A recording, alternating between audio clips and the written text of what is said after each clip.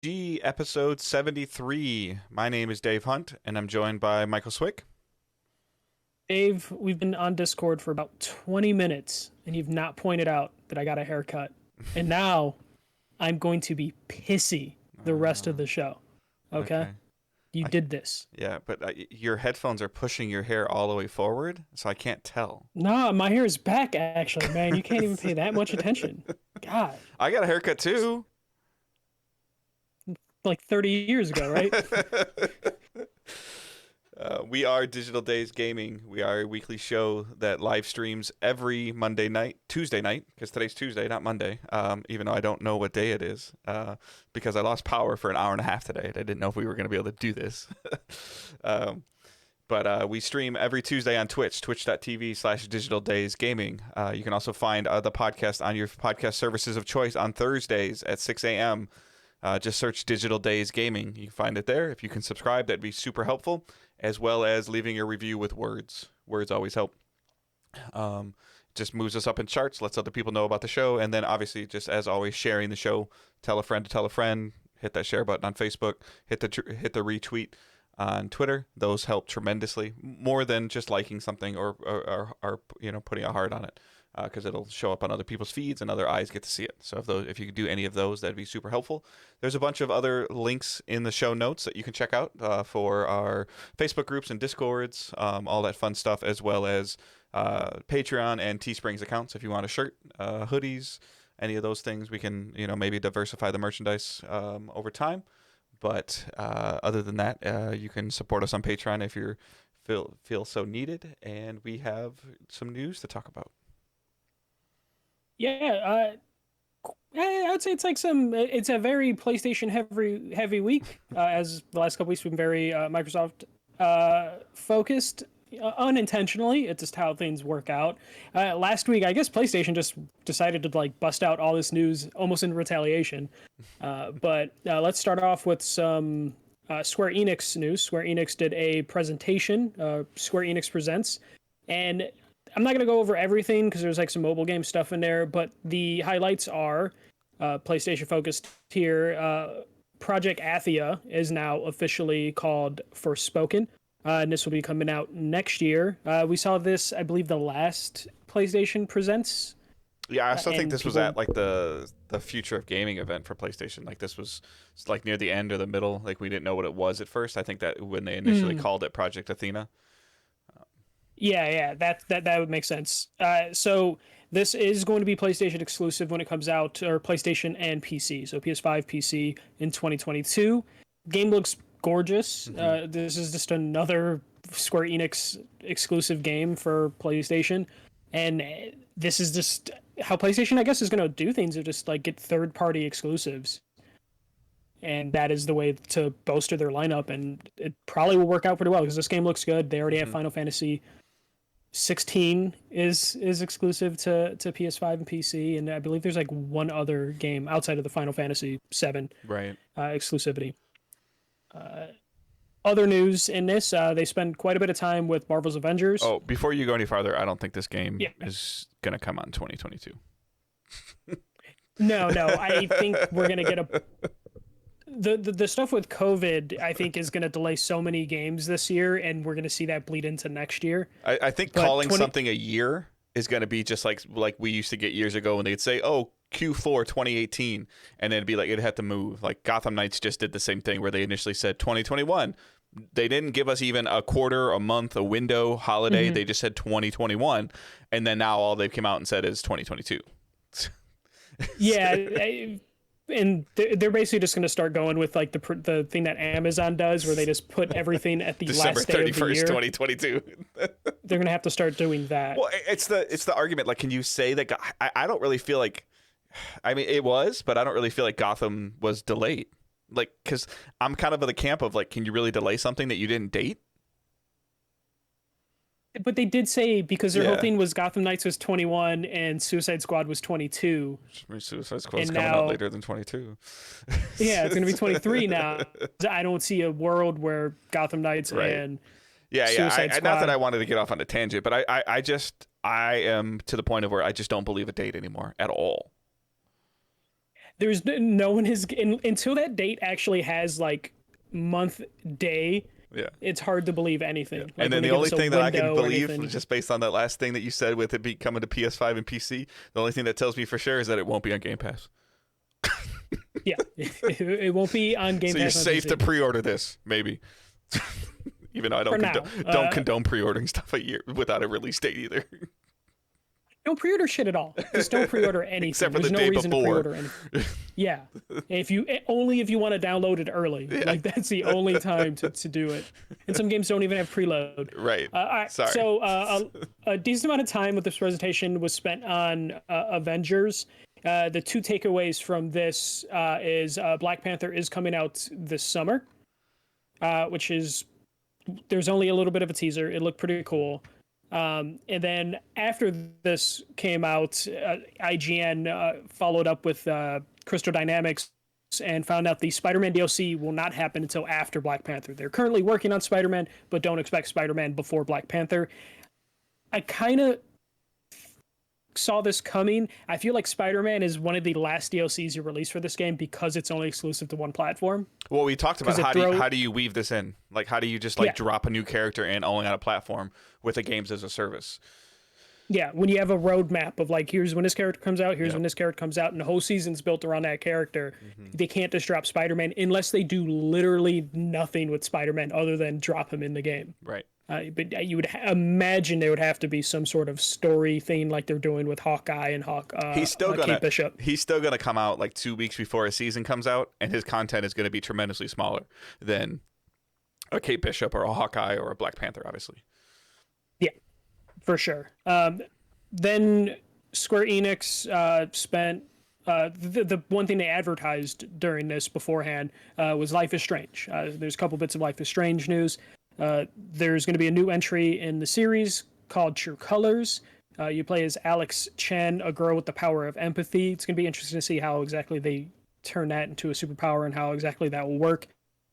The biggest takeaway for me from this is it is going to be chapter-based, but they are going to release it all at one time as a single game. They're not going to do the full episodic experience. The game will still be broken down that way, but we won't have to deal with the thing you're that gonna get me all, as a you're going to get all the chapters at day one. Yes, which as someone who enjoys the Life is Strange games, that was always the frustrating thing, is because you would kind of forget between episodes, even though they are significantly better at it than, say, Telltale was in terms of releasing episodic content. But it looks like they learned their, they learned their lesson from doing episodic stuff. And they're going to just release it all as one thing later this year. I still think this system can, like the way that this system can work, similar to how other games, like Uncharted used to do it all the time. And it used to, like, as you entered a new area or you finished a cutscene, it would say like chapter 12 or chapter 9. And then, and I think that's great that the games do that, because it's a point where you feel comfortable as the player saying, okay, I can stop for the night. And don't feel like something would be like some storyline thing would be fractured, because it is the most frustrating thing when you're hoping to get over a story hump or get to a point of where you feel comfortable stopping, and you think you're comfortable stopping, and then you come back the next day and it just or the next week or a couple of days later, and you realize that you were 5 minutes away from an extensive story thing that you're sitting down ready to play, and all of a sudden you get this long cutscene that's like dang, I really wish I would have known that was happening before, because I would have taken the extra 15 minutes before I went to bed, or whatever.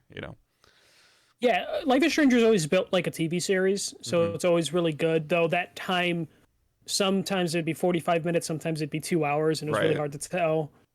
Usually, like episode 3 or episode 4 would be like the 45-minute one that all the story was in, and then you go to the action episode. So it would be nice that they're still going to keep that episodic tone, but it's just going to be available right away. I wouldn't actually mind, though, because I'm a binge player sometimes with games like this, if they would just do the route of just releasing stuff weekly. Like, have all the episodes done, and then just drop an episode every week. April 1st, April 7th, April 14th or something. Yeah. Yeah. Treat it like a season for like a like one Disney of those Plus or something. Yeah. Yeah, just treat it like seasonal content. Yeah, and because somebody like I you would is probably gonna. be more into that. I think sometimes I haven't played them, but the perception I got from Life is Strange is the building of anticipation, similar to how like TV shows have been doing it with WandaVision and Mandalorian, and just regular network television of where like cliffhangers at the end of seasons, like you get it in April or May and come back in September or October.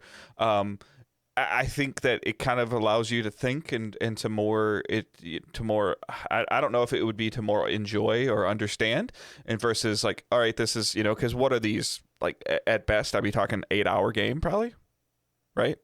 No, that's usually like 5 episodes, anywhere from 45 minutes to 2 hours. So yeah, maybe at most 10. 6 hours. Okay. No, Oh, okay. yeah, like Even that, depending okay. on how many episodes, because Yeah. they've done 3 episodes, 5 episodes, 4 Okay. episodes. But so like this varies. is kind of one of those things that you talked about. You could come home from working a morning shift on a Saturday, sit down at 2 or 3 o'clock in the afternoon, and be done before the at 8.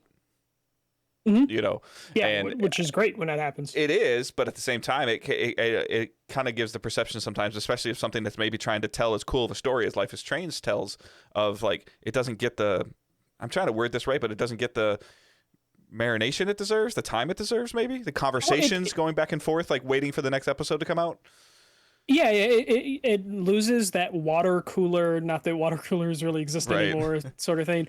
It loses that buzz that you get from like a shocking episode. It's just like when everyone just got done with Wanda, and something crazy would happen in that show, and the first thing you'd want to do when you're done is either get on Twitter or get in your friend Discord. Yep. Or pull up a YouTube video of people reacting or breaking down the episode, and it's going to lose some of that with everything just being out in the just available. So people are just going to binge it, and people are going to spoil it before you get the chance to finish it. And I'm going to kind of miss that, but I understand why they would want to do this, just to have it all finished, have it all done, and then just go from there. Mm-hmm. They also announced that Life is Strange and Life is Strange Before the Storm, so the first game and the second game, are going to be remastered for next gen consoles. Not too much information. Those games could use a touch up, just because they have aged. Life is Strange was a PS3 game and a PS4 game, so there's a lot of animation stuff that can be improved and some fidelity stuff that would be appreciated. I didn't realize they were that old. Yeah. The first one came out in that transition between PS3 PS4. Okay. So I think I started Life is Strange 1 on PS3 and I finished it on PS4, sort of situation. So that's coming out. It is going to be included in the Ultimate Edition for Life is Strange True Colors. I wish they showed more footage of what the new game's going to look like, just because I worry, because the last Life is Strange didn't look that much better than the previous Life is Strange games, the one that came out like 2 years ago. So I'm hoping there's a big jump in quality. What's been the cost of these typically at launch? Like, is it a $50 or $60 game or? No, I want to say it's always been like $5. It's like $10 an episode. Okay. So depending on how many episodes, like 40 to 60. So how much do you think the Ultimate Edition will cost? I don't know. I don't know how many episodes they said True Colors is. Okay. But it'll probably be the full $70. But for all 3 games, I think that's a good price. Yeah, it could potentially be good, depending on since it's the Ultimate Edition, if they're going to throw some extra shit in there that no one really wants, then it might cost more. Because they have done collector's editions or Ultimate Editions for these games, and it's always been like, oh, here's new hats for Chloe, and they throw $10 onto the price tag because you could change the outfit, and no one cares about that. So hard to say like what exactly they're going to add to it and what that cost will ultimately be. Other things that popped up in this, they did spend more time with the Hawkeye DLC. Outriders got a new trailer and like some deep dive stuff. We won't talk about that too much, since that's coming to Game Pass. I'm actually really impressed that they're continuously to patch this demo. Like, it's interesting. They want to keep it running. Yeah. They it's not going to go away as far as I know. No, it's not going away, but at the same sense. time, like I think it's cool, and I also am kind of worried at the same time because it's like other than you're using it as a beta, great, and you're patching stuff that like maybe some players that you're seeing some of the exploits now, to maybe hopefully not have them happen when the game launches. They're gonna happen anyways.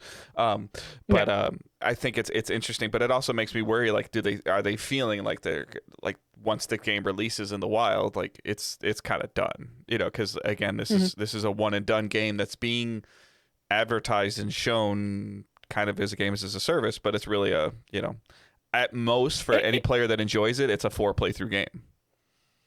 Yeah, it's funny though, because like the developers have been very straightforward of like, this is not a game as a service. Yep. Once it's done. We might do some expansions later, but every time you read an article about it, it's being treated like a game as a service. It's definitely weird, and I feel bad for the dev/PR people that are having to deal with they're like no post content, no post campaign content. Like they've said it. Something I want to circle back to really quick that now that you said it reminded me. Do you think, or did they say? I didn't get a chance to watch this. I've only read a couple recaps, but for Avengers, they're and again, I'm coming from Division Destiny world. The word expansion usually means money. Mm-hmm. Do you think that Black Panther is going to cost money? No, because they advertise this game as a whole, like all the things are going to be free because we're going to microtransaction. And I think they added some new currencies to the game again. It's kind of hard to tell. I was very confused we'll talk about what we're playing and watching, but okay. Very confused about what's going on. And there's so many games as a service, little hooks that pop up while you're trying to start this game up. Okay. So as far as I know, all the expansions are still going to be free. It's just, they're hoping they get people to want to buy gear or currencies, because there's like 6 of them in this game. So as far as I can tell, still free expansions. And that was kind of it for the Square Enix stuff. There was a bunch of mobile stuff. There's a Hitman mobile thing, Just Cause mobile thing. Lara Croft is in Fortnite now. Definitive Everybody's edition in Fortnite. Everybody. I think they added Raven and stuff to it. Tomb Raider Definitive Survivor Trilogy was announced, but it's just the games. They're not like fully remastered or anything. It's just like here's the latest Tomb Raider trilogy in one pack. Mm-hmm. And that was kind of it for the Square Enix Presents thing.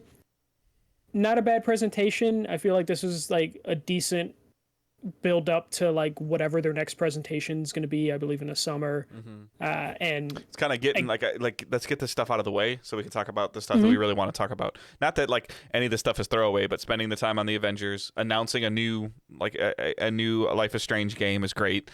Going back over like, hey, here's our thing that comes out in a couple weeks. Please play it. I think they covered all the bases like really well. And this would have been, like this essentially what we just saw would have kind of probably been 5 minutes at a Square Enix press conference, and some of the stuff might have been rolled into B-roll. Like, yeah, they wouldn't have spent as much time with Life is Strange. Like they introduced the singing voice behind the character. Yeah. They dove deeper in it. There wouldn't have been a 6-minute Outriders demo and then an update. Typically, I do Life is Strange would have been a trailer. And maybe somebody on stage introducing the trailer and saying, all episodes available at launch. That would have been what it would have, versus them having the chance to kind of flesh it out a little bit. Yeah, I hope we see more of this. I think we will. From publishers, Square will do another one. We know Ubisoft will probably do 2 again in the summer, fall. So this is a nice thing to have, and I'm hoping this is a sign of that we'll get out of that clusterfuck that was last year's Summer Game Fest, where it was just like, I think that's part of some people were still hoping that they could do what they initially planned. I think that was the hope. Like the pandemic was so new and so like oh, it's only gonna, and I'm not demeaning anybody or ripping anything, but it's going to be 2 weeks and then 6 weeks and a couple months we'll be fine, and then all of a sudden it's not. So yeah, but I'm really, really hoping that Square will get time to breathe. All these publishers will get time to breathe for their event thing, and we won't get the clusters that we ended up getting. We won't get that PC game show, Guerrilla Collective sort of thing where it's just like, oh, here's 3 hours of just trailers. People are gonna like pull back and just do one show a week or one show a month sort of scenario. But that was it for Square. And now let's get into our PlayStation block. The next three stories are all PlayStation focused. This one is a report out of The Gamer that Sony will close the PS3 store, PSP store on July 2nd, and they will close the Vita store on August 27th, according to their source. This is a segment where Michael pats himself on the back. Yes, which happens often enough on the show. Both the patting on the back and also predicting things. But a couple weeks ago, back in February, I was like, I just had a weird feeling like this is the year that they're going to close the fucking store. Mm-hmm. So I downloaded all my games, and I'm going to probably get an external drive and do a system backup just because I have external drive sitting around. Because according to this story, they're going to shut those stores down and you won't be able to purchase games from the PlayStation 3, PSP, and PS Vita store anymore. No word on if this will disable the download list. It won't. Which I'm hoping. So the only problem is Nintendo's done this with the Wii and the Wii U, where they just shut down a store. You can't even download your game anymore. So there is like a chance that they could go that route. I don't think they will, because your download list kind of lives separately on the PS3 interface. It's under like account management or whatever. But this does mean a ton of games that were out on PS3 are just gonna die. Like digital exclusives will just die when the store shuts down unless you already bought it and have it downloaded. So I usually don't like to include too many like rumors unless it's been like sourced by like multiple different outlets. But the fact that they have days makes me think that they somehow got a hold of something like a press release early, or someone told them. This has been floating around the internet enough that Sony could have came out and crushed it if they wanted to. Yeah, they could have crushed it like 2 days ago or whenever this broke, of just being like, hey, that rumor we saw it, no comment, this doesn't exist, that we're not doing that, but they haven't said anything, which means we will probably find out by the end of the month or the end of the week. I think aren't they like legally obligated to like a 90-day notice at least or something?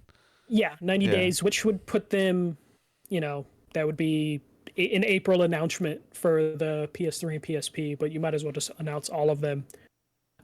Just for reference, the PS3 came out in 2006, PSP 2005, and the Vita in 2011. So you're dealing with consoles that are 10 plus years old, that are running a store still. Okay, so here's my devil's advocate comment to this, of where you're concerned about some of these digital games going away.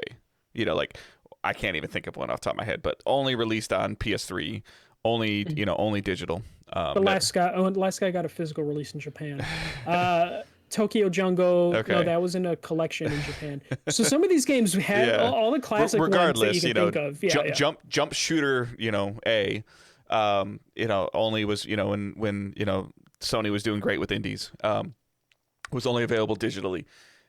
I don't think people are going on these stores if this is happening. Like, I think that the data like is so finite that they're not going on the store. And I still think, and I don't know this for sure, but if I type a PS3 game into the PS5 store, does it show up?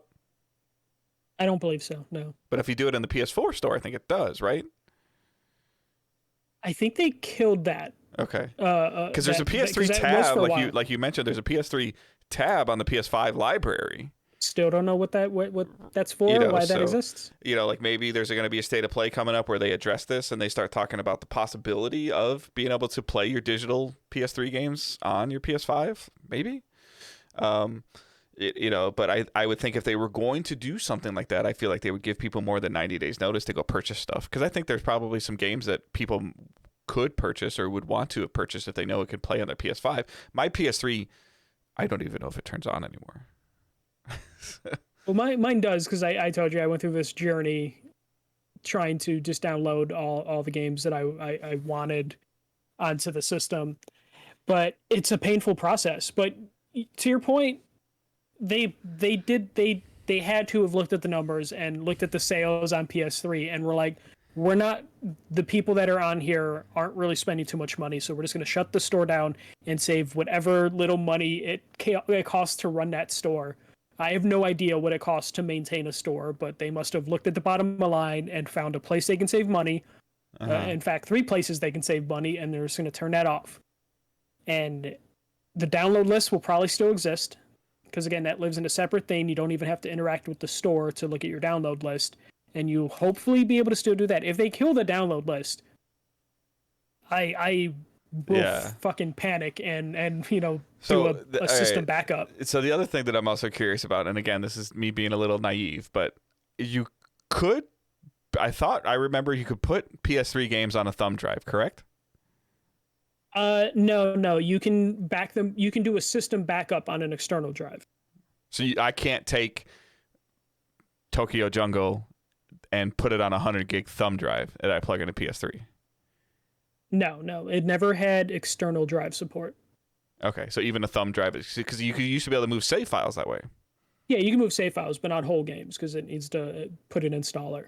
Okay. So the only thing you can do is basically do what you had to do when you would buy a new PS3. Is you plug it in, you plug the external hard drive into your old PS3, do a system backup, and then just you just keep it as a system backup, and then you use that to restore onto a PS3 if you have to.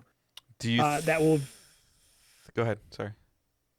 No, that will save your games, your saves, basically it's a whole system backup. Okay.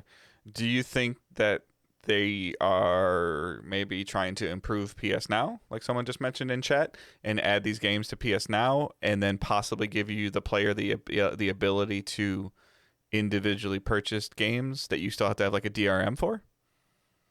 Nope. Okay. I really don't think that they're putting that much effort into PS Now. I feel like they would have done this and they would have got in front of the messaging already. Because now we're going 2 days that this has been out. No, I'm throwing stuff at the wall, trying to think about maybe what they're thinking about, because the stuff that I've been reading online is now that, we already have Xbox and PlayStation going in 2 separate directions in terms of how they're dealing with games and software and subscriptions. And, where Xbox is trying to say, hey, you have the disc or you owned it digitally on 360, you can play it on your series, or go buy it on your series, go buy the 360 game, play it on your series. And then Sony's just we're just gonna draw a line in the sand. But here's the problem is this is the difference between their leadership. Ryan has a history of being fuck backwards compatibility, it's not profitable, no one actually uses it. And then you have Phil Spencer, who's just preserve the game history. It's just not a good look for Sony right now, man. And I'm not even somebody that cares about old games. You guys know that about me. Whatever, I don't care. I haven't played a PS3 game in 5 years, 6 years. Yeah, since you transferred your Destiny data. Yeah. So I mean, I haven't, I there's a couple times I go back and I start playing something. I'm like, this is boring. I'm done, or this is irritating, and it's just kind of the way I am. And I know that I'm the majority, maybe I'm the minority, maybe I'm in the middle, but I've learned and seen from our Facebook group and our Discord and you and Josh and all these people that some of these things are important. Sometimes people like to have a nostalgia train, that's fine, and it only lasts maybe a weekend or a day or a week for you guys, and that's totally fine. If that's your jam, do what you want. But it's almost like Sony's well, if your PS3, so pretty much in my situation, if I wanted to play a PS3 game that was on my download list and my PS3 doesn't turn on, I'm shit out of luck. Yeah. It just sucks because some of my favorite games are on PS Now, but I don't want to play it that way. And I also don't have access to those games until I have a subscription. Right. So unless they actually integrate my purchases into which I don't understand why they don't do that. Yeah. Because again, Xbox does it. If you bought the game digitally on 360 and you have the same Microsoft account or 360 account, it's downloadable on your series, you can just download it, yeah. Or if you, you said, if you go into the store and buy some random disc, a 360 disc, you put it in your Series X, and as long as it's on the list of supported games, it works. Yeah, and there's 800 games, so there's a good chance it does work. What I would love for this to lead to is just hey, we did integrate your purchases into PS Now, and you can play those purchases without a subscription to PS Now as a way to test and entice me to play PS Now. I want to play The Last Guy again. But would you pay for PS Now just to have access to stuff you already own? No, but that's what I'm saying is Okay. to get me to actually stop deleting PS Now, which fucking stealth installs itself every once in a while on my PS4 and PS5, Okay. to just be like, hey, instead of like, oh, here's a 7-day free trial So that you can only use once. If they're like, hey, you actually own 10 games around PS Now, play them on PS Now. Test the service with a game you already own because there's 800 games on PS Now. So maybe we can get you to buy a subscription based on your experiences playing a game you like here, and you happen to already own. start navigating the storefront. Here's a game that you own that you can download, but right next to it is something else that you might like. Yeah, that you don't own and there's no way to purchase it because Right. shut down the PlayStation 3 store. Okay. Like see that would be. I don't want to beat the dead horse, but it's just like, I mean, like the stuff that I've been reading just from people that are like, hey man, I've been maining a PlayStation for a long time, but and again, old game is old. They're dumb. They're not dumb, but they're old. They're trash. They're old. You know, like you can't play them anymore. They're not trash. You struggle. Yeah. You struggle to play them. I struggle to play them. I feel irritated when I play them. I would rather just move on. But I understand and empathize with the people that maybe want to play their game and you know, I'm also the same person that goes like, everybody's like, oh yeah, physical media, yeah, until that disc doesn't read or until your reader of your discs doesn't work anymore. Yeah. And then I like I said on Twitter to somebody the other day, what's going to be the first disc-based game that just doesn't work after a firmware update? there's going to be a lot from the PS4 era Yeah. that like it requires a day one patch or I forgot what game No, it was. I'm just talking about it's just not going to work. No. Now I'm trying to think of what game it was. You would basically on PS4 you'd put the disc in and then you download 60 gigs. Right. Like there was a game I own that I put the disc in and it was like there's a 60 gig patch, which was basically like Red Dead Redemption essentially have an install disc? Yeah, it had an install disc, so as and long as you have that install disc, you're still good. And then it had a play disc, so you know. But yeah, but at least you have access to both of those discs. But there have been games where you're downloading a shit ton of files to get this game to be playable. Nintendo is notorious for this. We just picked up Mario 3D collection or whatever, 35th anniversary collection, and I've noticed that with Mario, and I've noticed it with Bowser's Fury. I put the card in, and there's an install that has to happen. And it's there. This has also kind of been a way that Nintendo, you know, back on the Wii days, used to patch some of their games. Like they would upload a patch through like a Zelda game for like you know, hoping that you'd buy the next Zelda game, and you'd get a patch for a Mario game when they didn't really know how to patch them through the internet. But I'm wondering, worried, curious as to, like, you know, a year down the road, PS4 gets a new firmware update and somebody goes to launch like a disc-based game that they own and it just doesn't work because it'll say something like PlayStation has lost the license to this game or something. Which is totally feasible in this digital world that we live in now. Yes, 100% true. If you don't connect your PS4 to the internet, you won't download that firmware. But at the same time, if you're kind of like somebody, I'm going to use Michael as an example, somebody like Michael that likes to go back and play some of their older games, but still also likes to play relevant games. If you want to play the most relevant game, you need to have, you know, you put the disc in, it says you need to update the firmware, but you don't want to do that because you heard that if you update the firmware, you can't play the last guy anymore. Yeah. No, yeah. That day is coming. Yeah. Well, there's also some games, if you don't have the most recent firmware, they won't run because they require it. Right. I think PS3 era, there were games that, like, some Sony games that came with the firmware update on the disc just to make sure you had the firmware on it. I think it was one of the Uncharted games because I think it was Naughty some of the Dog controller stuff though, right? Like some of like kind of like they like sneaked like controller firmware updates into, not sneaked, but used discs for, you know, firmware updates because they knew that, you know, baby people's internet isn't great, you know, 10 years ago. I might be misremembering this and someone will correct me, but I could have sworn it was a Sony first party game that came with the firmware update on it because it was one of those things where, remember halfway through PS3's lifespan, they unlocked extra RAM. Yeah. Basically, they like loosened up some extra RAM, and some games I think had the firmware on the disc because they needed that extra RAM to run.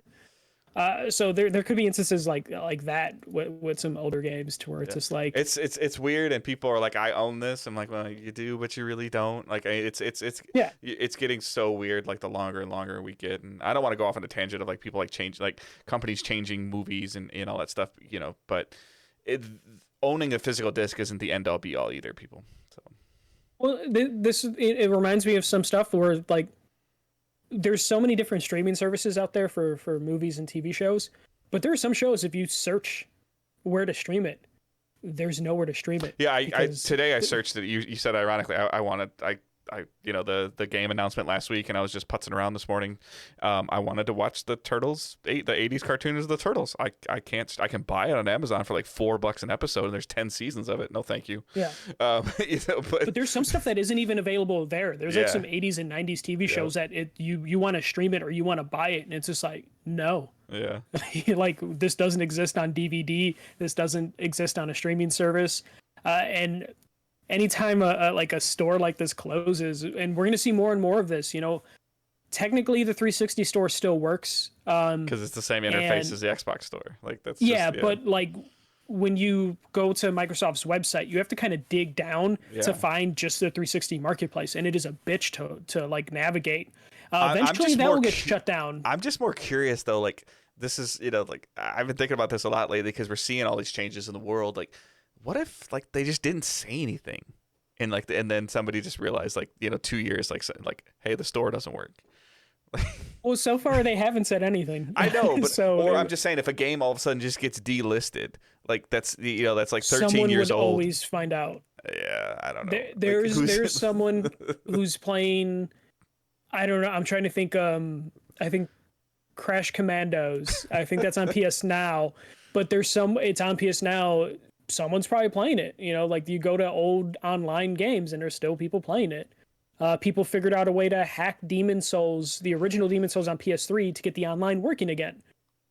So like, there's always someone that's willing to do that. Like there's always going to be a fan of Nickelback.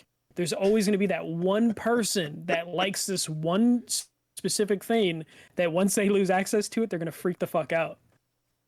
So like, Sony can't get away with that. But it's funny though, like the PSP store I thought was already shut down, and you had to use the PS3 store to access the PSP stuff, but apparently the PSP store is running in some capacity. It might be different regions. So I think it was still running because couldn't you download PSP games to the Vita? Yeah, so I think you could access it through the Vita store, and I think maybe they're just looping it together. I don't know. Yeah, because I just remember the PSP store I thought was shut down, and then you only could download games through your PS3, which I guess if you're shutting down the PS3 store, you're therefore shutting down a PSP store. Yeah. And they're just connecting all that. But that definitely sucks that all this is happening. So download your games. But once they announce this, it's 3 months. And I was already talking with people about like, hey, what old PS3 games do you want to go through and do a podcast on? And that was before this news came out. Now I'm more motivated to, all right, let's find some gems. That'll be bonus content for us guys for this channel probably. Yeah, hoping to play Enslaved as the first one. Nice. I think I mentioned that. Awesome. So the going from next PS3 story to PSVR. Yeah. So Sony released some images and some information on the new PSVR controllers, which I think me and Dave, we were worried about. Like, are Sony going to take VR too serious? Because it doesn't seem like they are. This shows that yes, they are taking PSVR super serious, and they announced new controllers. These spear-shaped controllers are similar to what you would find on Oculus and HTC with some of their controller designs. The cool thing with this, it's going to have the haptic feedback and adaptive triggers that you can find on a DualSense controller, which is really nice for the like immersion that you can get from this. The thing that got me excited though is it looks like it doesn't look like the controller is going to be tracked by the headset, and this is the first hint that the new VR headset is going to go with a inside out tracking, which the Oculus and HTC do. Okay, I didn't know what that is. So it's tracking your movements and everything, not with a camera like the PSVR camera, but by different cameras and lights that are in the headset itself, which is how you get a wireless experience, or in Sony's case, with their last PSVR announcement of like, they're only going to have one cable. So this means that we're likely not going to have to rely on the fucking PlayStation camera. Making and, sure you have 14 different lamps on in your living room to make sure it works correctly. Yeah. Or to make sure the camera is always looking at the fucking light bulb on your PlayStation Move to track you. Does this also make you think like we might have sensors you have to put in the room? Maybe. Okay. I mean, if they go the full like wireless route, or not full wireless route, but like immersion, like a deeper immersion route. Yeah, they might not need I've called lighthouses for HTC, where it has different sensors, but they're not required, but they give you a better experience. Yeah. But the inside out tracking is nice because as much as I like the PSVR, the Move technology is just tacked on, and it's not the most reliable way to play a game. You know, we saw it. Perfect light. Yeah, but I say we saw it all the time during demos. How many demos did you and I go to that I was too tall for? Yeah, you were too tall for, or like the lighting would be just off enough to like, I can deal with lighting.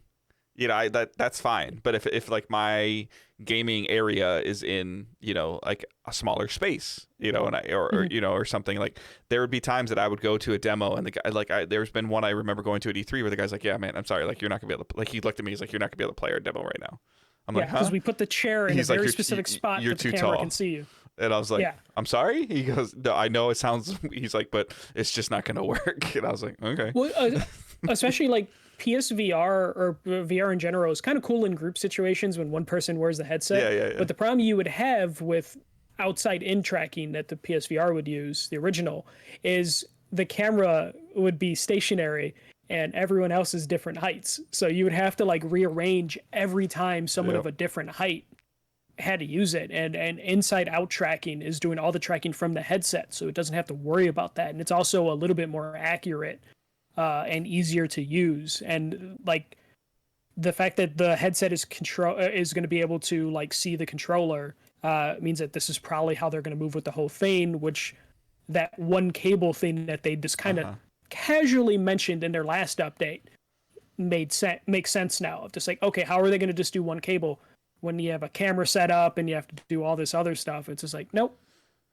one cable, USB-C probably, and you're good to go. Throw the headset on, get to play. This does probably destroy any backwards compatibility with the old PS. Maybe, VR. I guess, you're probably right. I was thinking to look for the motion controls. That's a good call.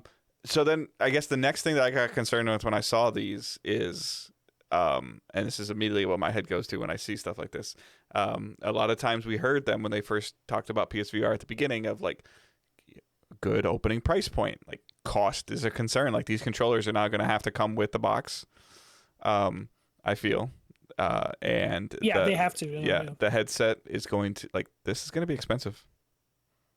It's going to be very expensive. So I'm trying to see. I want to say the Oculus Quest 2 this is going to be prices. This is going to be like $400. Yeah, it's going to be $400 again, and I think that's how the last one cost too. I thought it was $300 or $250 or something.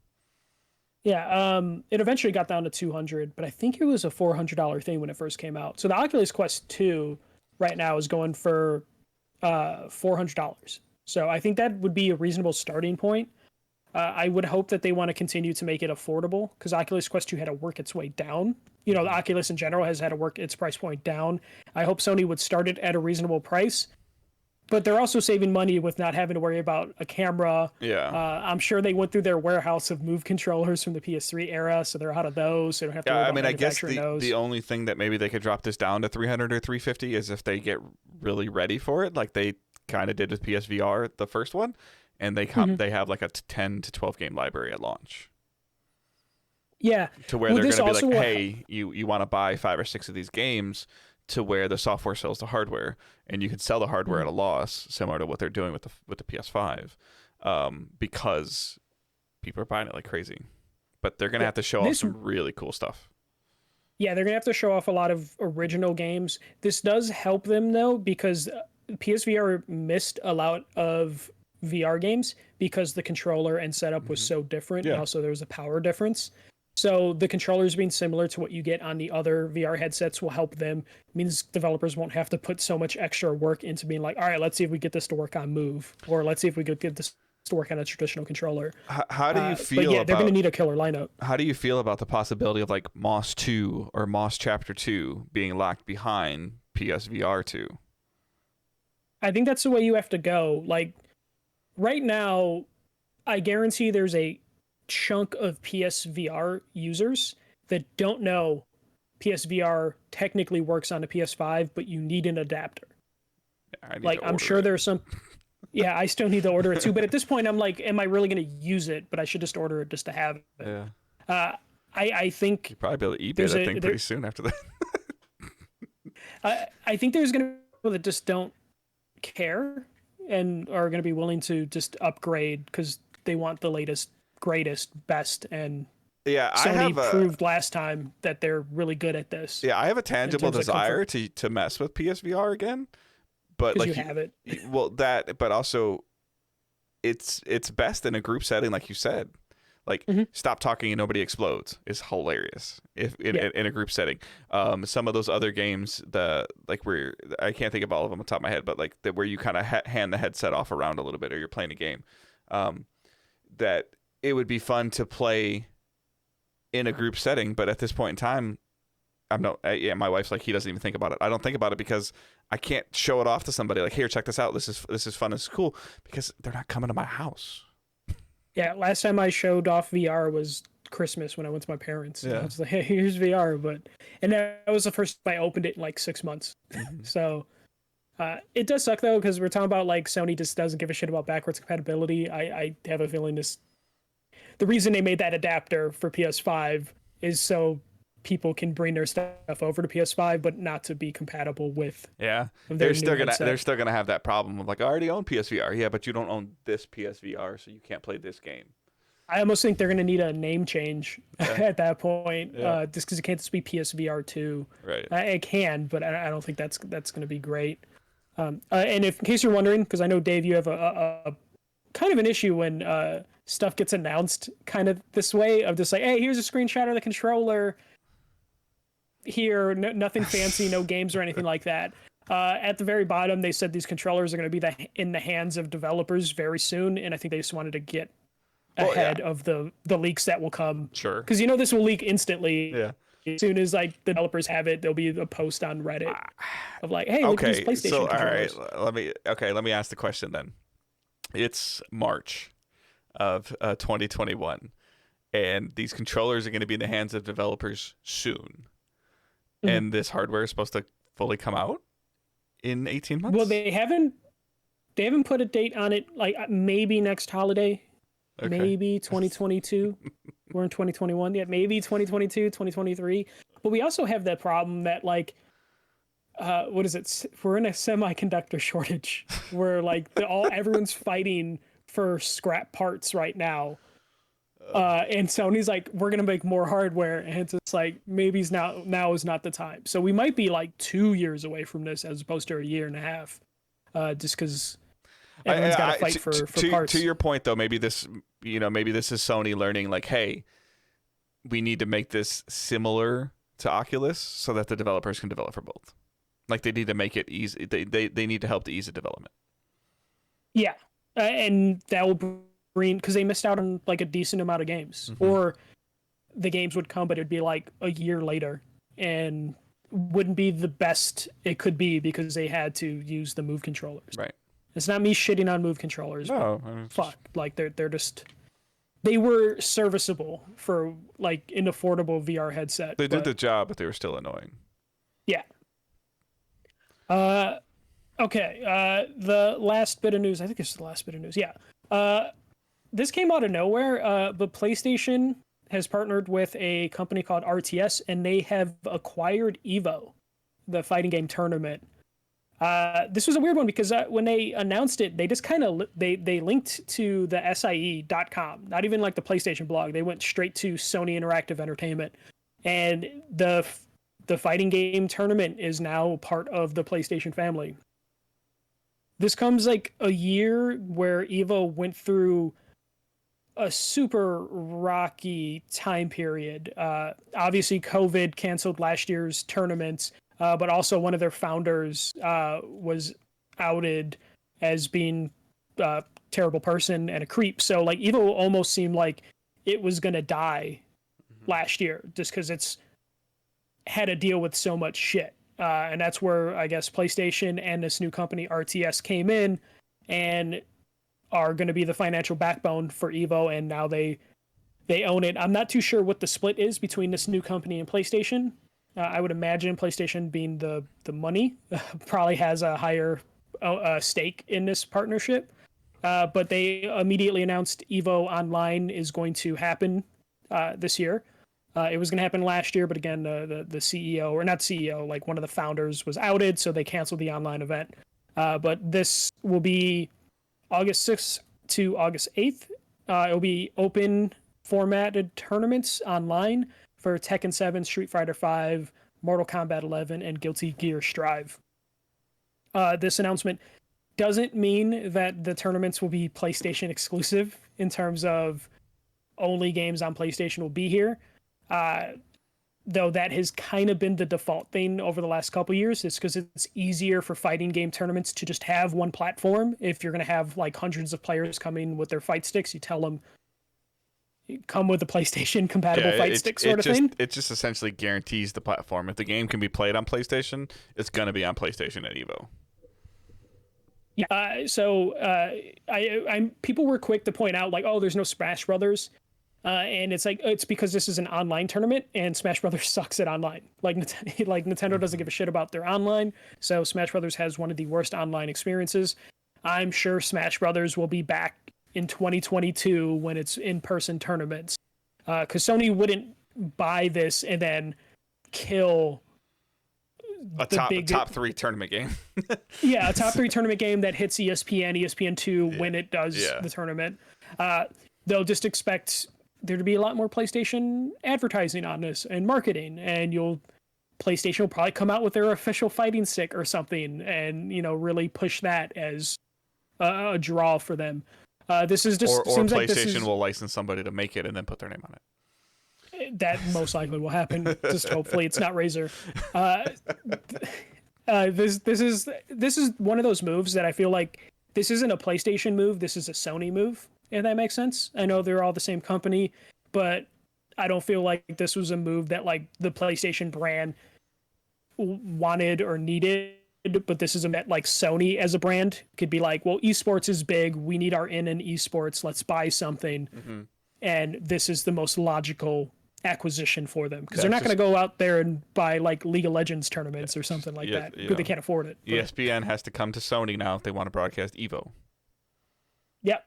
So, and if they have a game coming out the same time as the tournament, guess what game is going to be advertised like crazy during that tournament? Yeah, but I mean, at the same time, like to your point, like this might have been one of those things where like if this didn't happen, like Evo goes away. So this is, this is a good thing for the fighting game community, for the esports community. Like this is fine. Like and I feel like similar to somewhat what we saw with Microsoft and Bethesda, where it appears at least early on that Bethesda is going to be Bethesda.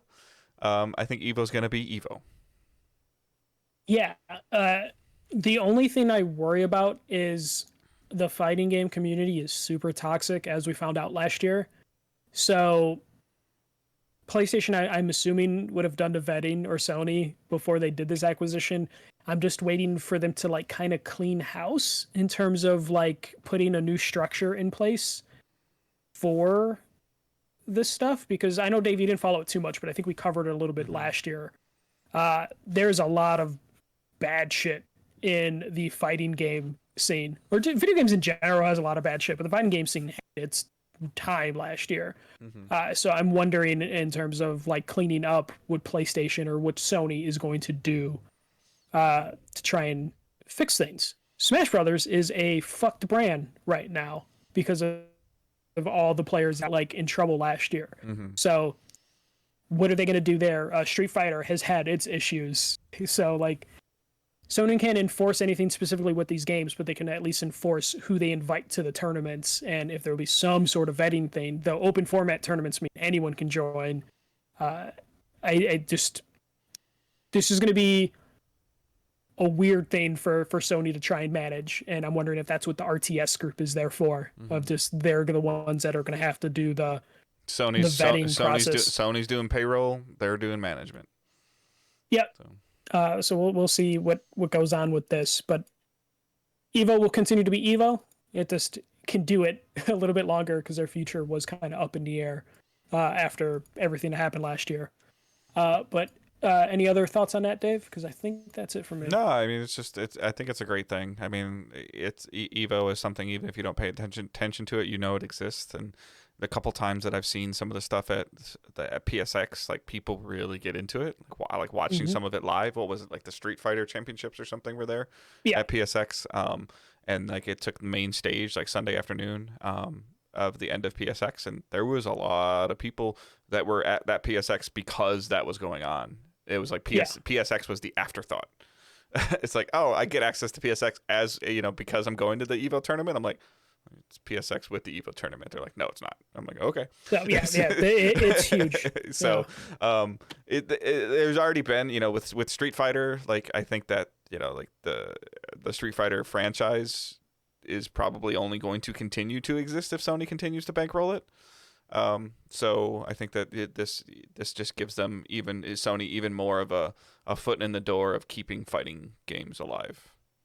Do you think because of this move, maybe Sony talks to Capcom and is like, let's bring Darkstalkers back.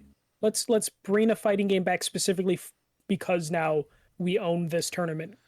Like we own this brand. You think they bankroll something? Bringing or trying to develop a game, and maybe I'm reading too much into your question, but I think trying to develop a game strictly with Evo in mind or just with the tournament in mind is grounds for not having a successful game. Well, no, I don't mean like targeted for that, but just like they go to Capcom and they're like, Street Fighter 6?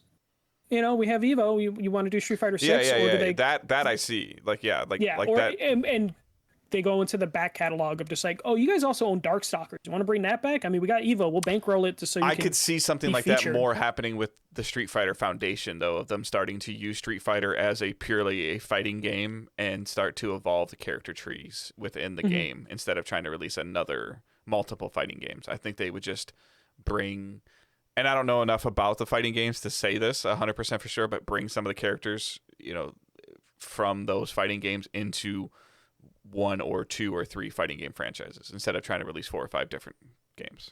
Does that make sense? Because like Capcom, Capcom is sitting on so many fighting games that aren't. How many of those characters would work in Street Fighter though?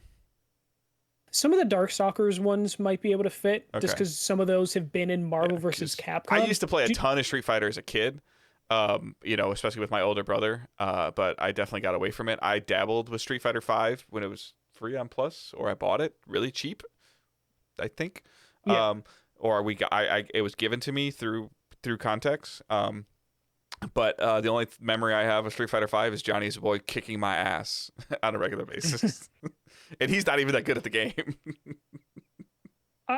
I'm just wondering if maybe this leads to like rival schools being revived, Darkstalkers, some of those like smaller I get what you're saying, but what I was saying is that them owning Evo I don't think is enough to offset development costs. Like it has to sell.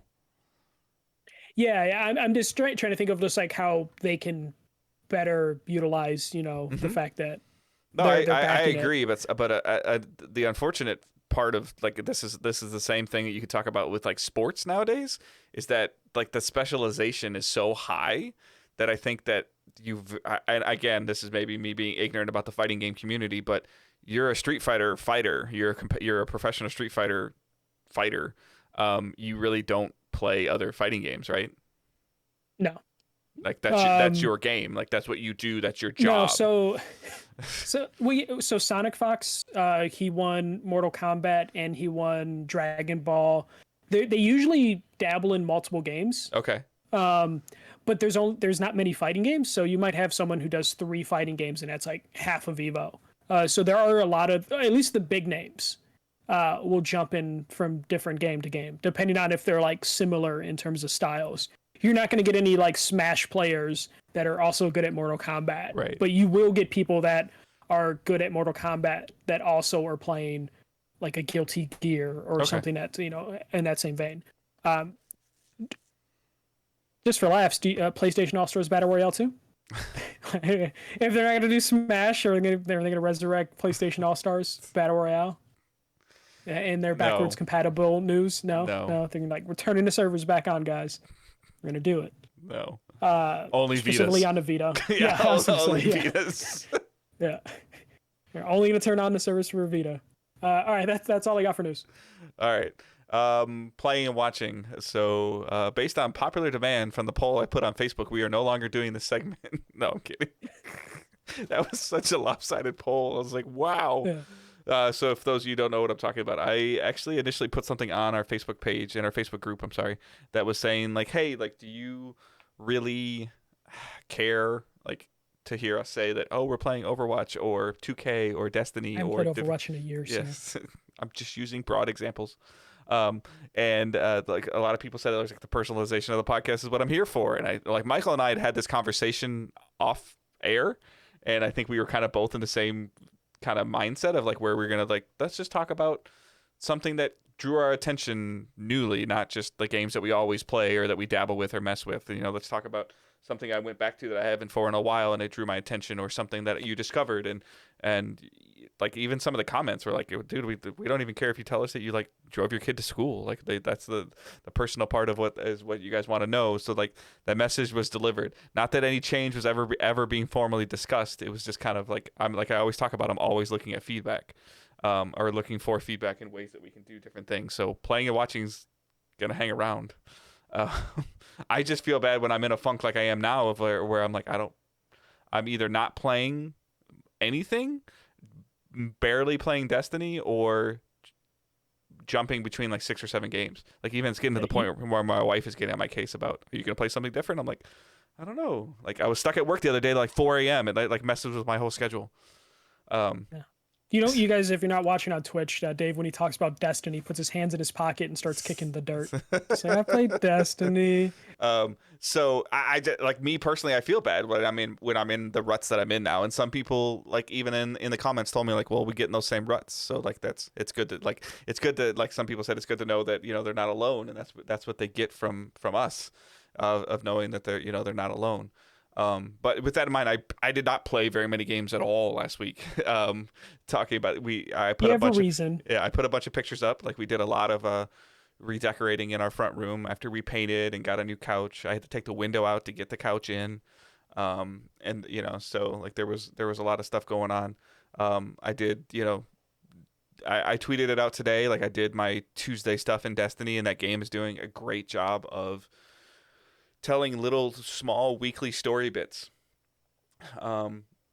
Is the, you know, like the way that that they're every Tuesday, or every time you sign in once a week, you're getting new story content that they weren't doing a good job of before. And it keeps me wondering, like we were talking about with like episodic stuff for Life is Strange or WandaVision, or, you know, like, oh, what's going on in Destiny this week?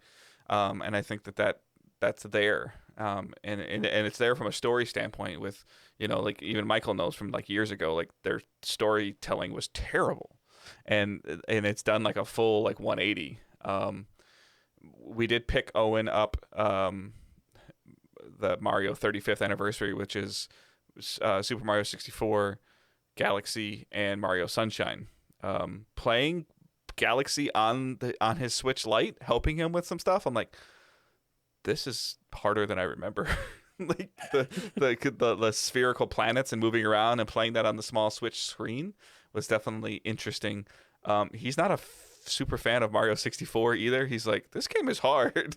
And it's like, and I don't think he's messed with Sunshine yet. So I mean, I helped him a little bit with that. But if you're part of the Facebook group, I think I posted a couple pictures in Discord too. But we did a lot of redecorating, shopping stuff for the house, hanging of art, hanging of pictures. So that front living room is, check the pictures out if you want to. In the last 2 months, we've repainted the walls, the ceiling, the trim. We've done some patchwork on it. Just a lot of, there's nothing really in that room that was there prior to COVID. Everything is since COVID has kind of changed because we've spent so much time in that room. over the last during the pandemic. Like, if I have to look at these yellow walls one more day. I got rid of like my wife's like, oh, this is nice. I'm like, it's brown. I don't want it in the it's like it's gold. It's like there was so much brown and gold in this house, and there still is. And I'm like, ugh, I just want it out. So that's kind of what was going on. I'm still watching like Superman and Lois. I watched one of them today. I think my wife's kind of tapped out on that show. She thinks the potential is there, but she's like I've mentioned before, there's just too many superhero, supervillain storylines going on it for her, versus she just wants a basic Superman story and wants to see him try to raise a family. That's what she was hoping for, and it's not there. And watched Winter Soldier, episode 1 of Captain Falcon Winter Soldier. What did you think? I think okay for me. Yeah, it's okay. Like, I think that this would have benefited from 2 episodes being released at the same time, like WandaVision did. And I definitely was less confused after watching episode 1 than I was after watching episode 1 of WandaVision. But there's definitely an interesting dynamic going there. I guess I don't know if this is a spoiler. If it's a spoiler, I'm sorry. I don't want. I was hoping that they would have like Bucky and Captain Falcon and Winter Soldier would have like linked up. I'm more curious like this is called like 2 this different shows. Like why isn't this happening? Like so like if we go episode 2 without them teaming up, I'm gonna be like, I can't even 2 separate shows. Maybe this is good from the writing standpoint. I don't even see the possible where they're linking up other than what happened at the end of like, well, I don't want that, like, but I don't see that vision yet. And I'm okay with that. There's only 6 episodes of this, so I guess that's why. It's only 6. I think it's only 6, but they're longer. So I think this was like 50. Yeah, so I think like time wise it might be the same. Because some of the WandaVisions were only like 21 minutes. Yeah, and they do that stupid Disney Plus thing of like, hey, this is 50 minutes, and it's 10 minutes as credits, and you're just like, you son of a bitch. And then you're like, is there a post-credit scene? Like, yeah, you always wait. And then we, my wife had this desire to, she wanted to watch a Fast and the Furious movie over the weekend. Our new couch is great, by the way. There's pictures of that. Again, referencing how tall I am with PSVR, we found a couch that I can fit on comfortably. So our couch is great. We spent some time after we did all the decorating on Saturday. We actually ended up watching Hobbs and Shaw again. It's funny. I hope that there's more of that. Like I enjoy those movies. They're great. My daughter loves them. Like I think my daughter has like a countdown clock to Fast and Furious 9 this May, which unfortunately I expect to be delayed. She doesn't want to hear that, but she doesn't listen to the show, so I'm safe. And there's just like, so yeah, just watching those movies. Like I just spent a lot of time, watching some TV. I watched Mighty Ducks 2 one day while I was home and my son was at work. That's Mighty Ducks. Yeah, it's good. Yeah. I don't remember which ones. I still like D1, but I haven't watched D3 enough, so I know that D3 is. I already know that it like the story they were trying to tell and that wasn't good, and I think they were the villains in D3. Yeah, and it's just kind of annoying. Well, they're gonna be it looks like they're gonna be the villains in this Disney Plus too. So as long as they punch the little kid that stars in it, I'm fine. Because I don't like the way that little kid acted in the trailer. Yeah, and obviously the tournament was going on this weekend, so there was just basketball was on in the house a lot. Watching some of the upsets, or if you want to call them upsets, because the seeding is so warped in this tournament. But the bracket challenge, just keeping an eye on it from a community standpoint is fun. But that was kind of the whole weekend for me. So if you'd like to see more pictures, so I've been just messing with a lot of stuff. My office, the living room, like there's just a lot of tinkering going on. So. For me, I did touch Fallout 76, but not enough to really thoroughly talk about it, because I haven't really got past where I stopped playing. Because I put a good, like, probably 15, 20 hours into the game originally on PS4. I'm only like an hour or 2 into it on the Xbox now. I will say it is running significantly better which makes it for a slightly better time than what I experienced when that game first came out. So I'll probably put just a little bit more time. It didn't immediately like did that game get the frame boost? Yes, I believe it got the 60 FPS boost, so that helps significantly. So I haven't put enough time in to talk about it like thoroughly. I'll probably next week see if I notice anything drastic. But so far, everything feels pretty much the same. Though every Fallout game kind of has the same structure, so even though this one is online, it's hard to distinguish whether it's like, did I play this already, or am I just getting like a weird deja vu effect because Fallout games kind of all open the same. Then Game Pass went crazy last week, and as we talked about, they just kept adding shit. So I downloaded Empire of Sin. This is a turn-based strategy game that takes place during the Prohibition era. You get to choose which gangster you want to play. The story kind of shows you Al Capone right away, so I picked Al Capone. It's when he first arrives in Chicago and starts to take people down or take over. It's an RTS, so or not RTS, a turn-based game. So it's a little annoying to play on a controller, but it's interesting enough of going to different businesses and then just basically killing the mob that's there and then taking over that business. And then my favorite thing, the thing I played the 2K games for, the management experience of just like, okay, how am I going to get the most out of this speakeasy or brothel? So that aspect of it is interesting, of just like, all right, if I put more money here, more people here, how will I like build this empire? I like that aspect. I can't wait for MLB, the show.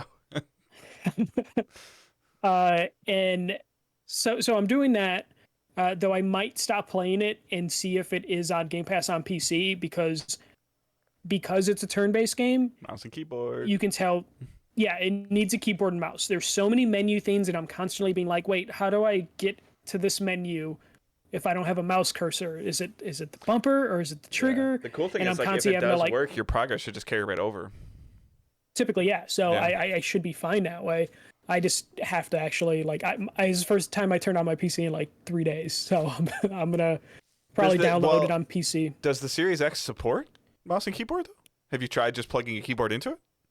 I think it does support it, but at that point I would just sit at your computer because your living room's not set up for that. Yeah, I get it. Yeah, so I would just download that on PC. Sarah's still super into Final Fantasy 14. My Xbox is actually right next to me on my monitor. It's holding his whole table up. It's right here, which I really like because I just been playing the basketball game. If you're not watching on Twitch, you can't see his hand, but it's like above his forehead. Yeah, it's here. So I am playing the fucking basketball game still, just while she's grinding away in Final Fantasy. See how easy it is to just veg out and play a game you're comfortable playing. Like, it's work has been fucking terrible with all the hour cuts and stuff like that. So when I get home, I can't even do Final Fantasy 14. You're mentally drained, and you're like, I just want to play something I don't have to think about. Yeah, so I moved the Xbox over to the monitor, so while she's playing on the PS5, because of the console's portability, the Xbox Series is more portable than the PlayStation. I never want to move that PlayStation because I had to like jam it into the entertainment center to begin with. So still playing random stuff on Game Pass. I did play some Avengers on PS5. I just wanted to try out a few levels just to see how the performance mode works. Performance mode tries to keep it at 60, and it I forget exactly their wording, but they like upscale to 4K, or it's like dynamic 4K, which means it won't always be like 4K resolution. Checkerboard or something, or it does run significantly better. I only did a couple levels. You're playing on PS5, right? PS5, yeah. Okay. You're paying the PS5 version? Yes. Okay. Yeah. Just clarifying. So. Yeah, I know people were like annoyed with how you had to transfer your progress. I'm just kind of used to it because it's like the third game I've had to do the shit where it's like, all right, load up the PS3. Yeah, okay, but my problem with it is I'm the one that posted this initially in there, this tweet that they sent out. Like, I posted on the Facebook group. My problem is, like, and I realized this the other day, like, I sold my original launch PS4 to a good friend of mine, and I factory reset it. I don't have Avengers PS4 downloaded. Yeah. you have. So then, if you want to transfer your stuff, I over, have to have both versions of the game on my downloaded. PS5.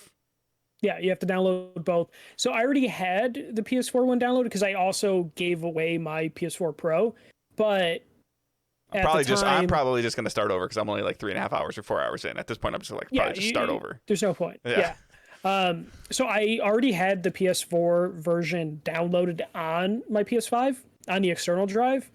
So all I had to do was load that game, hit triangle or whatever You can is, boot and it then, from the external, right? Like you didn't have to put it on on the bit. Yeah, okay. Yeah, I just booted from the external and then downloaded the PS5 one, save transferred.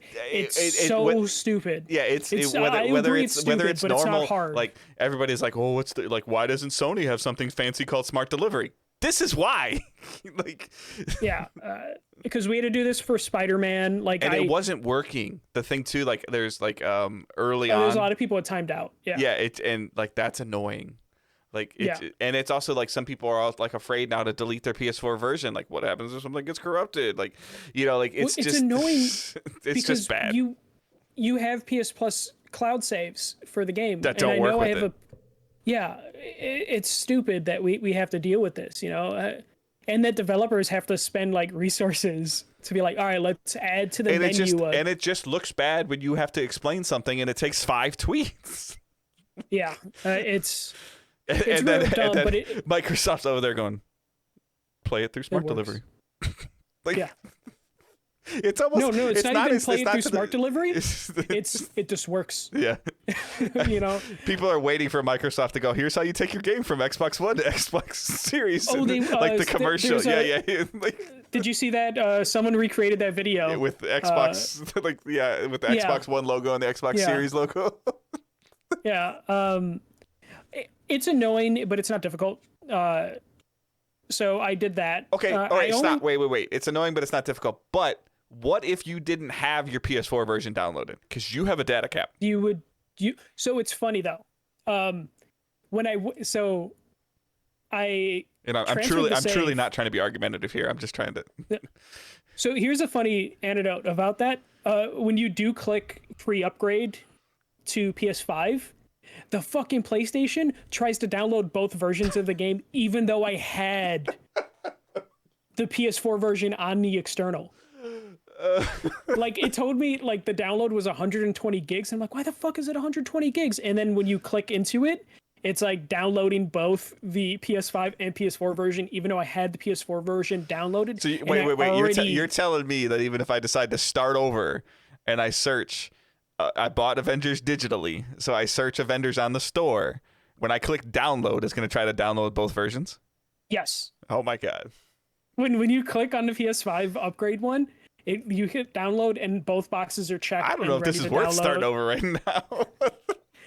You have a chance before it like actually starts to download to like stop it and like uncheck the box. But it cracked me up when I'm just like, I already have it downloaded. God damn. But yeah, either way, my save transferred over, played a couple story missions. I'm like, I think my percentage is like 44% away through the story. Cool. I just crack up though when I loaded it and the game was just like being like, we introduced this feature, and like it has like a bunch of the different pop-ups that go through, and I'm just like X because I don't give a fuck about the games for service stuff. There's a couple groups that I'm part of, like that I've been added to by Facebook friends, like that are like spend a lot of time like talking about WandaVision and spend a lot of time talking about Falcon and Winter Soldier, and they're just Marvel fans in general, and there was a discussion around the game, and like I've heard that this game has got bad reviews, and I'm like, my understanding, and I haven't played it fully, is that as a story-driven single-player game, it's actually pretty good. As a games as a service, it's really bad. Yeah. There's too many different currencies. There's too many things that they're trying to get you to do. It's just like, just let me. And some of the missions are just kind of too open to where it's just like, oh, this is just so me and co-op friends can just have a good time and just. And there's a lot of conversation going on around it now too, with like the Black Panther expansion, and people are going to be like, is there going to be a different enemy that we're going to fight? Because you're fighting AIM a lot. Yeah. Like all the time. Yeah. I'm enjoying the game. I appreciate that the load times are way faster because the load times. Oh, I remember that. Yep. they're seconds now. So and maybe I'm only better. like 2 hours in at that point in time then. So. You might be, because I feel like every time there's a load screen, it'd be like 2.5 minutes of loading.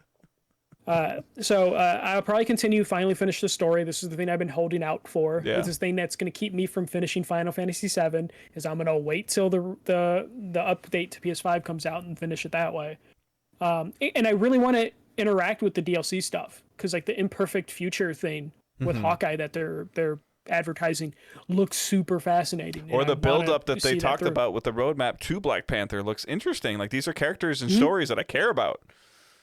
I just wish they would drop the games as a service thing, because like every time you click on something, it's like, oh, this is 1 to 4 players, and I'm just like, nope, it's 1 player. Like, click, because they'll ask you like, do you want to invite companions or anything like that? And it's like, nope, let me just play this damn game. Yeah. So that's it for playing. Watching, there's like nothing new on to binge or anything like that. So I convinced Sarah to watch Riverdale again so we can make fun out of it. She stopped watching because she couldn't bear dealing with how shitty that show is. But I'm like, we haven't made fun out of a thing in a while, so we're just hate watching or laugh watching Riverdale. Nice. It's always fun. It's just funny that transition when you're watching it, because the show's stupid. The show's fucking stupid. But it's entertaining in its stupidity. Where 1 or 2 episodes, Sarah's like, this is really dumb. But then like 4 episodes into the binge, and I'm like, do you want to turn it off? She's like, no, we can watch 1 more episode. Because it's just like the show consistently tops itself. I blame most of that on her being stuck inside for the last like 13 months. I just thought about that like while you were talking. Like, she probably, because I know you told me that she works from home, correct? From home, yeah. Yeah, so yeah. Where is she gone in the last 13 months? Out to There's eat, nothing that's maybe open. outside eating. Well, it's been so cold, like outside eating's not really a relevant thing. Like, so like Sarah, if you hear, I feel bad for you. Like, you know, you're stuck in a house, and then you're stuck in a house with him all the time. I love my wife, but she at least leaves. Like, me and the cats are really entertaining, so I'm sure she's fine. Sarah, but okay. yeah, so we just been watching. Blink twice. Blink. So it's just been watching Riverdale and Hell's Kitchen, because the new season of Hell Kitchen is on, which is weird because Hell's Kitchen hasn't really mentioned COVID, and they clearly had to have shot this show last year. So it's weird seeing Hell's Kitchen. Sorry, my wife's catching doing up on food chat. services. Yeah. No. How do you feel about television shows? Again, I don't mean to interrupt you, but like, how do you feel about stuff that, you know, I know you're talking about new stuff. Like, this is starting to happen with some of the shows that my wife and I watch, like All Rise and SWAT and NCIS, like, and of where like COVID is starting to weave its way into these shows. And I like to use television kind of as my reality escape. It depends on the show. Like a show like Hell's Kitchen, it's a reality show that has dinner service every episode, so I kind of want them to address COVID. Okay. Just like, how are you doing this show? But how would you feel like if you were like a shows, new episode of The Office had COVID like intertwined into it? As long as it's not a Zoom episode, where because man, a couple shows did Zoom episodes last year, and each time it was like, please no, I can't watch characters interacting in a box. It depends on the type of show. If it's a boring cop show, I could see why that would not be the most fun thing, because those shows aren't really that fun to begin with, because you're dealing with serious subject matter every fucking episode, and then they're just like, let's talk about COVID. That's probably not fun. It's not really like they're talking about it, but it's there. Like, and you know it's there. Like, they're like, the pandemic is playing a factor in the show, but it's not the focus of the show. As someone that like works a 10-hour shift 5 days a week and has to interact with people in masks, I don't know if I could sit there and watch a show like if all the characters are wearing face masks. If that was going on, I probably couldn't deal with the show. That's not happening as much as I was expecting it to, but it's also getting to the point where I can see myself going like, that person doesn't have a mask on. Like, stop it. Yeah. Dude, I that's why when I'm watching Hell's Kitchen and I'm just like, they shot this? Like, was Vegas just open this entire time? Like those pictures of like spring break, man. Oh, jeez, it's like last year all over again. So. Well, it's like I had like a client try and shake my hand last week, and I recoiled so fast. I'm just like, no, hell no, sir. Like, I'm not shaking your hand. So I'll fist bump. So I don't even want to do that. Yeah, I know. but like I'll watch a TV show and I'll see people have like close interactions, and I'm just like, COVID's a thing. Like, why are they doing this? Even though the show doesn't talk about like being in the pandemic. Michael's breaking like out tape measures on the TV. Like they're not 6 feet apart. Yeah, they're not 6 feet apart at all. Not at all. That's it. That's it for me for watching. All right. Questions or comments? You can send us questions using hashtag #AskDigitalDays on all the. You can send them any of the social networks that we use. They're all linked in the description. Ben Palmer, greatest/favorite sports play from any sport of all time. Do you want to go first? I'll go for it. Okay. The first, when I read this question, the first two of them that came to mind for me, if I had to pick one, it would be the Jeter kind of like behind the back throw that he did. I'm a huge baseball fan when he was playing the Oakland A's, when he was like running across the first base line and he like threw the ball behind his back to the catcher. And then the other one that was like in a playoff game too, which is why it was such a big deal. And the other one that comes to mind immediately is Jim Edmonds' over the shoulder center field catch, where he was like had his back to him, and he was just running and he just dove out like towards the warning track and caught the ball, kind of just prayed that it went into his mitt, and it did. Edmonds had in his career had some just tremendous catches, so he was always like super fascinating to watch. So. For me, I mean, I have some of the Bulls stuff, but it was mostly like the after effect of them winning championships, because my neighborhood, I talked about this before, either on Patreon or on this, just like how crazy my neighborhood would get after a Bulls championship win. But two like sports memories. The first one is Mark Burley's perfect game. I forget what year that was. I forget exactly. 2007. And specifically the moment, it's been a long time. The catch at the fence, then, right? Yeah. A Wise, which I believe it's still to this day marked on the outfield where that catch was made, because I believe that was a ninth inning catch. I just remember that being they kind put of some amazing. Like little plaque or graphic on the wall or something. Yeah. I think now it's just like a yellow mark on like exactly where he was. And then my favorite is when the White Sox were in the World Series run, the dropped pitch. Yeah, Brzezinski didn't catch that ball. No. The catcher didn't catch that ball, and Brzezinski ran for it. Oh, that's right. Yeah. That is my favorite thing, because it was just kind of out of nowhere, and even the commentators were kind of confused on what happened. But for those that don't know, it was during the ALCS. The catcher on the other team dropped the third strike, and A.J. Brzezinski, being a catcher, knew immediately that meant he couldn't run to first base. So there was all this confusion when it was a strike 3 and Brzezinski ran to first base. Yeah, if I remember right, I don't really remember if it was a drop, but they really couldn't tell if he like trap caught it, like where it bounced and he caught it, or if you look at an image, like I looked at an image right now, and you can see it tell if the ball is like dropped or if he trapped it, but it was just enough confusion that it was kind of a great moment, and it was the most AJ Brzezinski fucking play, because that was his, he was like the clever guy on the White Sox. So I always remember that one.